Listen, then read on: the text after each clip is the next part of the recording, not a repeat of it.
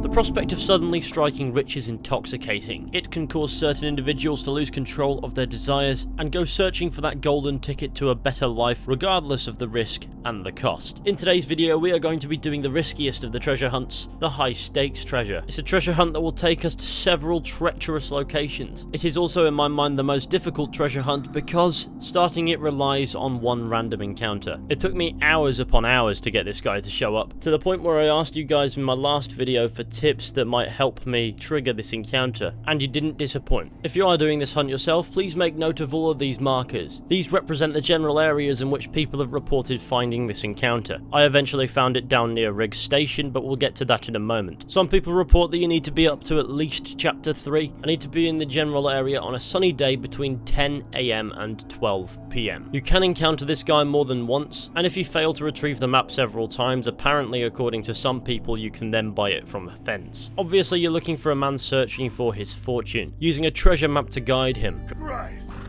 didn't see you come up. Give me the map and you see tomorrow. That's simple.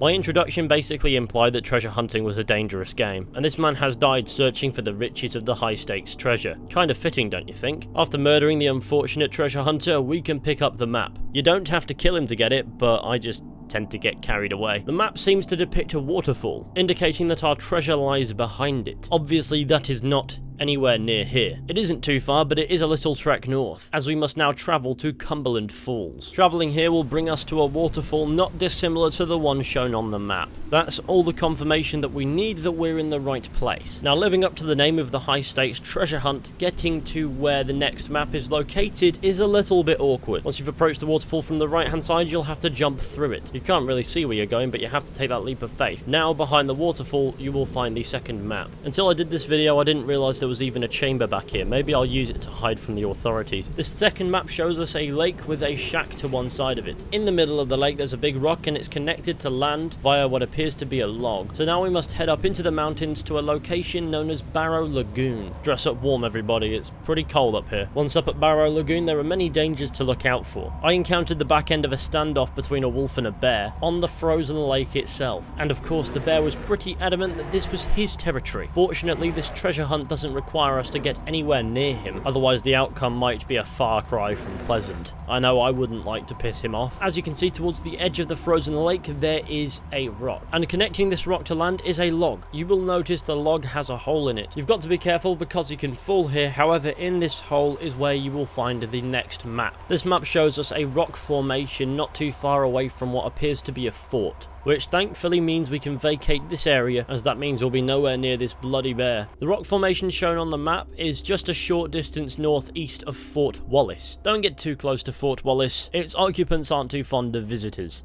However, like I said, there it is, just a short distance northeast, the rock formation we're looking for. Just like the last two locations, the spot we're looking for is going to be a little awkward to get to, but once atop the rock you will find a path that winds around it. You may come across an interesting marking in the rock, and as fascinating as that is, it's to do with a different side mission. There are a couple of points where you're required to make little drops, but then again it is the high stakes treasure, these risks are expected. Once you've made the final drop, follow the path around a little ways, and pretty quickly you'll be prompted to search. It is here where you find the high stakes treasure. 3 gold bars. Of course, gold bars are worth $500 each, so you can sell these for $1,500. And just like that, the high stakes treasure hunt is complete. However, every step of the way it lived up to its name. But it's not like we haven't risked our lives for less. But that concludes today's video on the high stakes treasure hunt. Hopefully it's of some use to you, but I know how late this video actually is, so consider it just me doing it for personal satisfaction, if it's nothing else. Thank you all for watching this video, I hope you enjoyed. Be sure to go ahead and leave a like, subscribe, share the channel with your friends and all that wonderful stuff, that would be fantastic. And with any luck I will see you all very soon with another video at some point, but until then,